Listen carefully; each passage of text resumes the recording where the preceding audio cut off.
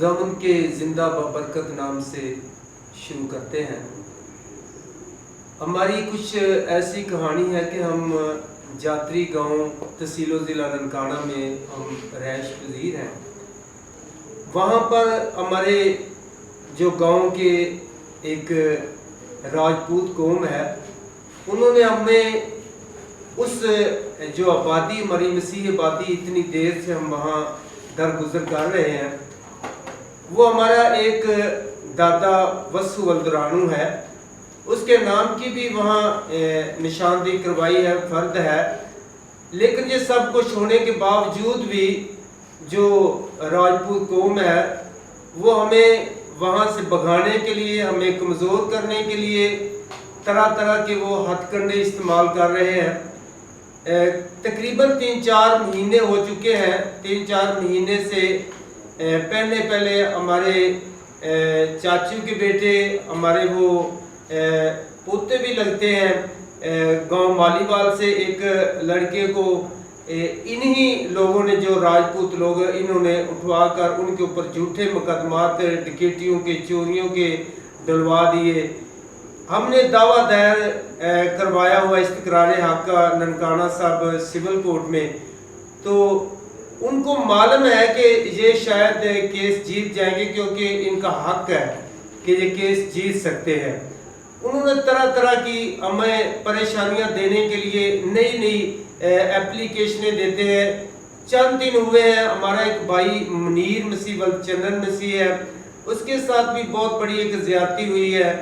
तो उसके अलावा फिर 3 तारीख महीना 7वां और 2023 वाले दिन उन्होंने एक नहीं 2 एप्लीकेशनें लिखवाई है।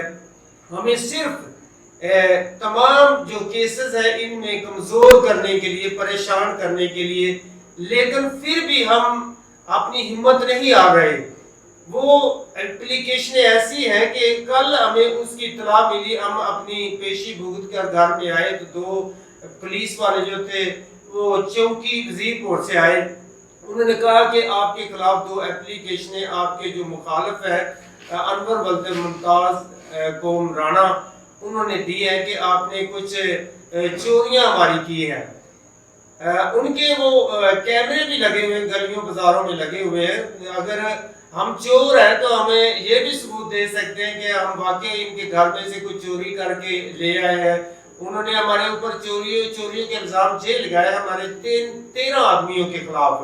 उन्होंने कहा है कुछ LCDयां हैं, कुछ पीटर इंजन है, कुछ मोटरसाइकिलें हैं, कुछ मोबाइल हैं, ये सब कुछ इन्होंने चोरी किया। हमें भी पता है कि ये सब कुछ झूठ है, लेकिन मैं अपनी तमाम मुल्क पाकिस्तान की मसीही कौम और मुस्लिम कौम और पूरी दुनिया की मसीही कौम से ये मैं अपील करता हूँ कि खुदारा हमारे लिए कोई मदद के लिए या हमारी ये सहूलत के लिए जो भी किसी के पास अच्छे ऑफिसर हैं, अच्छे लोग हैं, उनके साथ मीटर करके हमारे लिए अच्छी राह अख्तियार की जाए।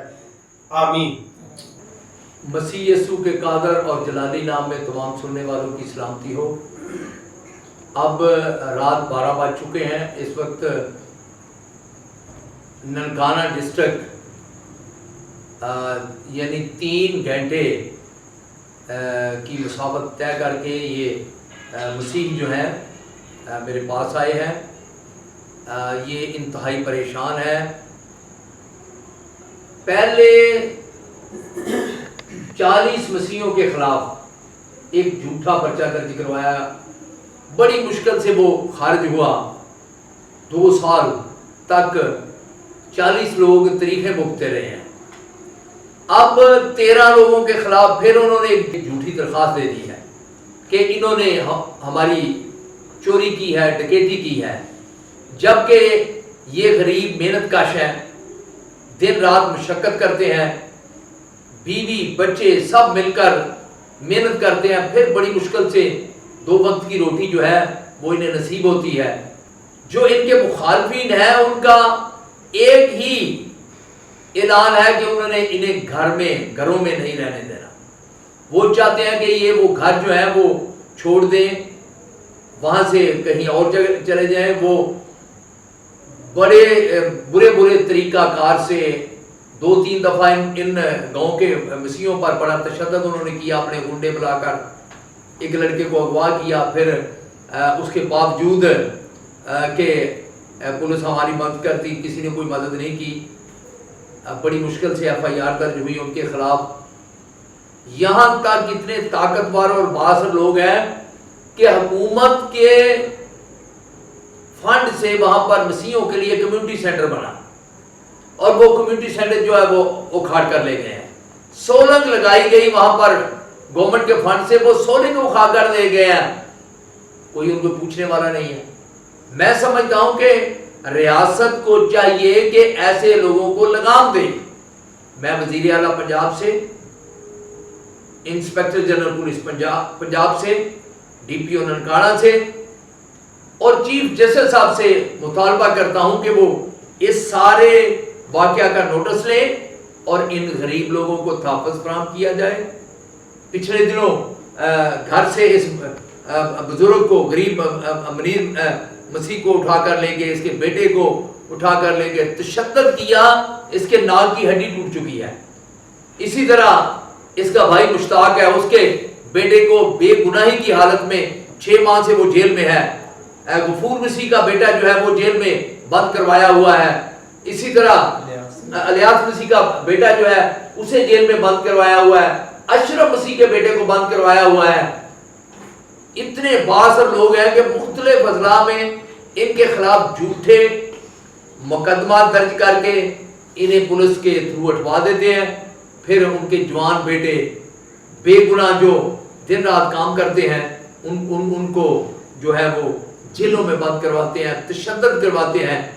میری پھر درخواست ہے سب سے، وہاں پر رہنا ان کا بنیادی حق ہے۔ ان کے جب پاکستان بنا نہیں تھا اس وقت سے یہ مسیح وہاں پر رہ رہے ہیں۔ ان کے قبرستان، ان کی اپنی وہاں پر ملکیتی زمین ہے جو وہ چھیننا چاہتے ہیں۔ خدا را تمام انسانی حقوق کے نمائندوں کو، دنیا بھر کے سب لوگوں کو جو انسانی حقوق کے لیے آواز بلند کر رہے ہیں، جاتری گاؤں کے مسیحیوں کے لیے بھی آواز بلند کریں تاکہ ان کو ان کے بنیادی حق ملے، ان کو تحفظ ملے۔ خدا آپ سب کا حامی اور مددگار۔